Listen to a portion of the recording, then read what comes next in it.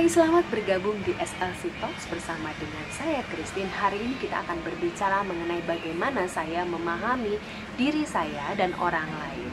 Ini adalah bagian dari serial kepemimpinan dalam YouTube channel SLC Talks yang Anda bisa ikuti terus, dan jangan lupa ikuti terus channelnya. Anda akan belajar banyak hal bagaimana Anda bisa menggali dan mengembangkan diri Anda atau potensi Anda berdasarkan kompetensi yang diperlukan di dalam organisasi. Sebuah kepemimpinan yang sukses dibangun mulai dari bagaimana Anda bisa membangun hubungan Anda dengan orang lain dengan luar biasa baik, dan bagaimana cara Anda berkomunikasi yang efektif dengan orang lain. Ini adalah sebuah kunci kepemimpinan yang sukses. Nah, dalam membangun hubungan dengan orang lain atau berkomunikasi dengan orang lain, pertama-tama yang perlu kita pahami adalah bagaimana saya mengenali diri saya sendiri. Siapa saya yang sesungguhnya? Ada 3 pertanyaan yang bisa Anda ajukan ketika Anda ingin mengenal diri Anda sendiri. Pertama, siapa Anda? Siapa Anda tidak berbicara mengenai peran. Siapa Anda tidak berbicara mengenai fungsi Anda di organisasi atau fungsi Anda di keluarga. Tapi ketika ditanya siapa Anda, ini berbicara mengenai trait, mengenai kepribadian, sebagaimana diri Anda dikenal oleh orang lain. Kemudian yang kedua adalah ketika saya mau mengajukan pertanyaan kepada diri saya sendiri adalah kemana saya ingin melangkah. Apa tujuan Anda? Apa tujuan akhir yang teman-teman pengen capai? Dan yang ketiga adalah sudah berada di mana saya? Ini penting sekali dilakukan setiap hari, mengajukan pertanyaan setiap hari, sehingga kita akan menjadi manusia yang jauh lebih produktif.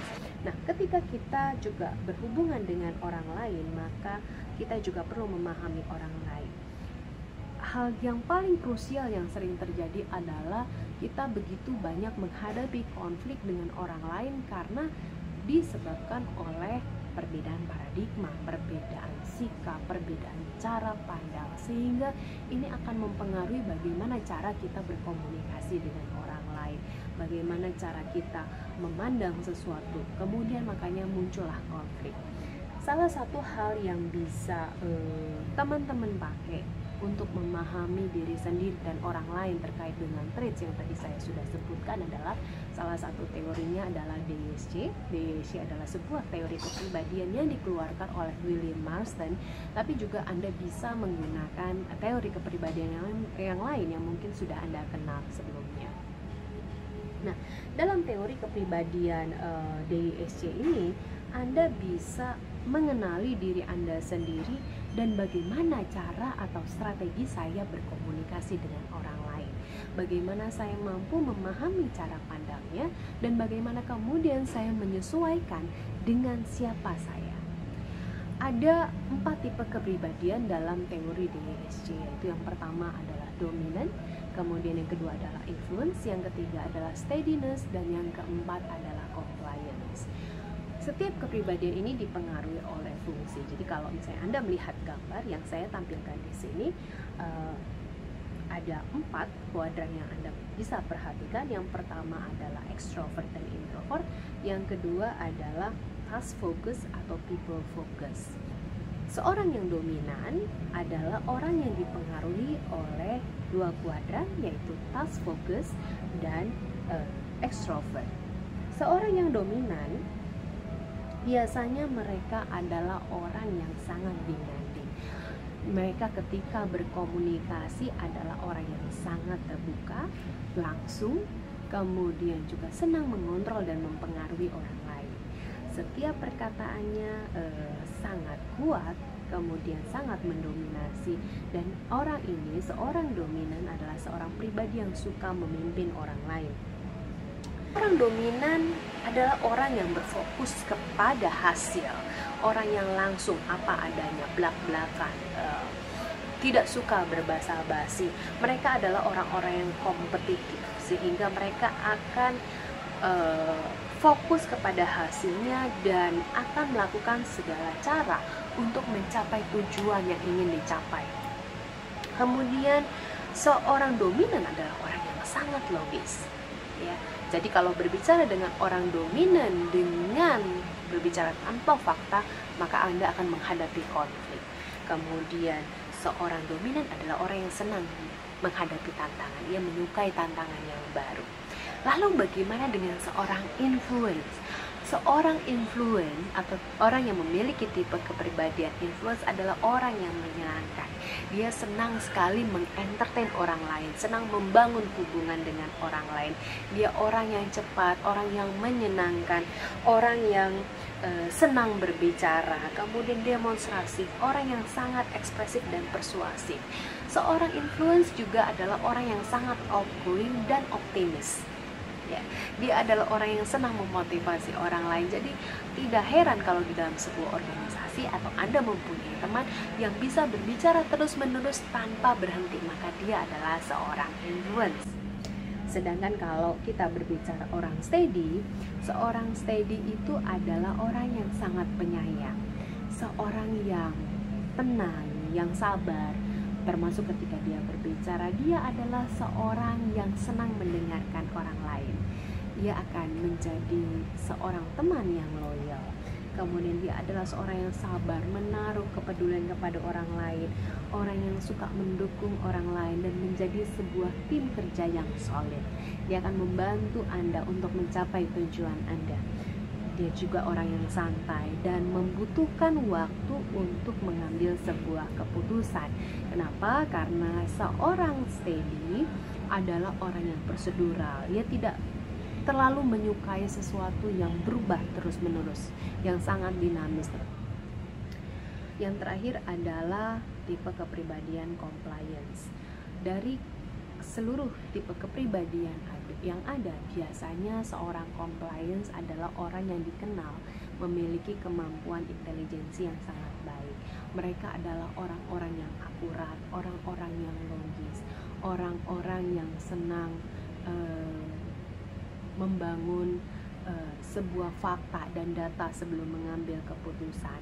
Orang yang biasanya terlihat perfeksionis, kemudian orang yang analitis dan melakukan perencanaan terus-menerus. Seorang compliance juga bukan tipe orang yang cepat mengambil keputusan. Dia membutuhkan fakta dan data sebelum mengambil keputusan dengan tepat. Nah, bila Anda melihat di 4 tipe kepribadian ini, silakan Anda memilih di mana Anda, warna apa yang Anda pilih. Apakah Anda seorang dominan, Anda seorang influence, Anda seorang steady, atau Anda seorang compliance? Silakan Anda melihat kembali 4 tipe kepribadian tadi untuk melihat, mendapatkan gambaran tentang Anda dan orang-orang di sekitar Anda. Apakah Anda pernah memperhatikan bahwa kita cenderung memilih pasangan, baik pasangan dalam berumah tangga, berhubungan, atau dalam berorganisasi, kita cenderung memilih orang yang berseberangan dengan kita. Benar gak? Sehingga jangan heran kalau itu kemudian terjadi konflik.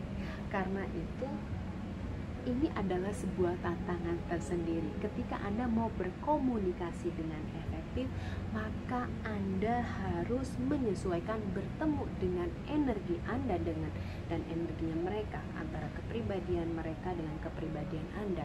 Kemudian Anda mendapatkan sebuah kondisi, Anda perlu menyesuaikan sehingga Anda memiliki frekuensi yang sama dengan orang tersebut. Maka akan tercipta sebuah komunikasi yang efektif.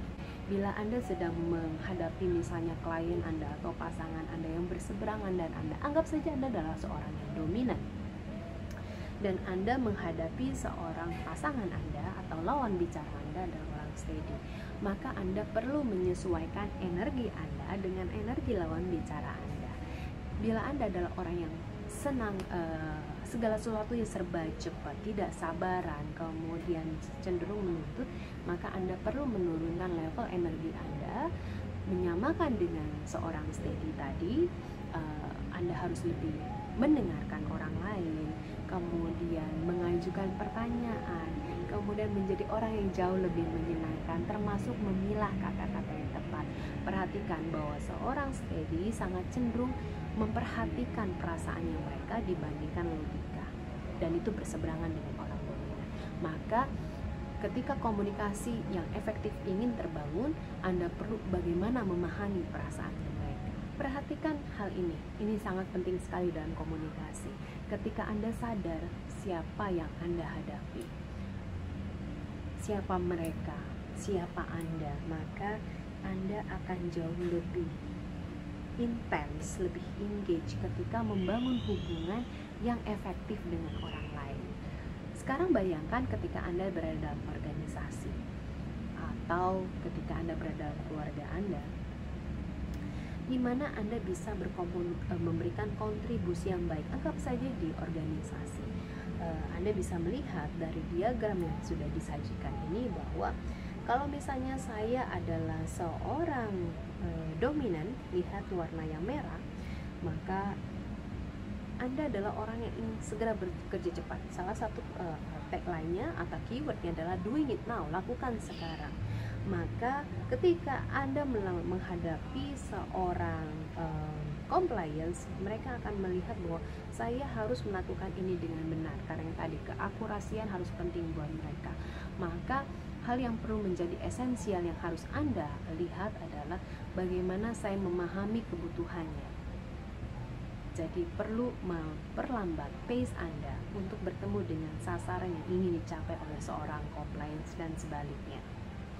Lalu di sini juga Anda bisa melihat gambaran dari diagram yang ditampilkan bagaimana Anda memiliki kebiasaan memimpin.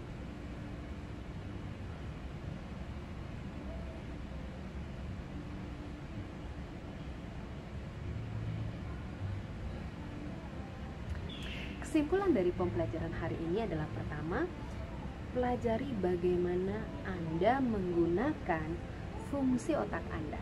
Apakah Anda orang yang berorientasi kepada tugas, hasil, atau berorientasi kepada orang-orang? Apakah Anda adalah orang yang berorientasi kepada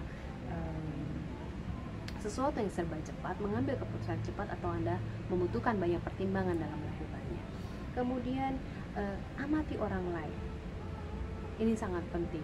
Ketika Anda mengamati orang lain, maka Anda sedang mempersiapkan diri Anda untuk menghadapi atau berkomunikasi yang efektif dengan orang lain.